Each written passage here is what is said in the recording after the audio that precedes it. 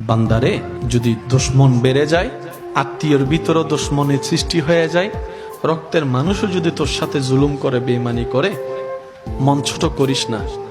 তোদের জীবনের প্রতিটা ক্ষণে কিভাবে মোকাবেলা করবি সেটা প্র্যাকটিক্যাল শিখে নেওয়ার জন্যই আমি প্রত্যেকটা নবীকে এক একটা মুসিবত দিয়ে তোদের জন্য শিক্ষার ব্যবস্থা করে দিয়েছি। সুবহান।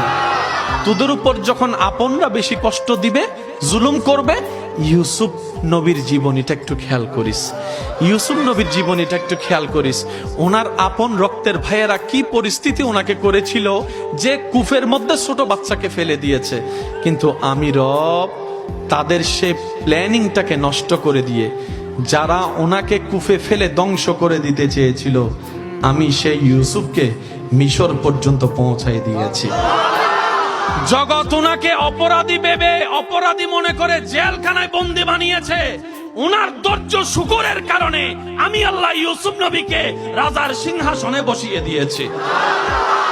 বান্দা, যখন শরীর বেশি অসুস্থ হয়ে যাবে, আমার নবী আইয়ুবের কথা মনে করিস।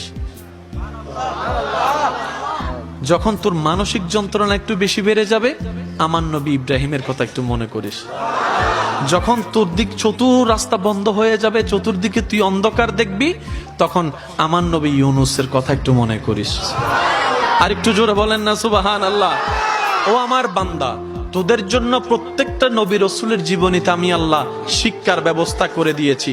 আর সব শিক্ষাকে এক জায়গায় করে বাঁচার রাস্তার ব্যবস্থা করে উসওয়াতুন হাসানা ওয়ালা নবী রাহমাতুল লিল আলামিনের জীবনীকে সামনে রেখে দিয়েছি। সুবহান।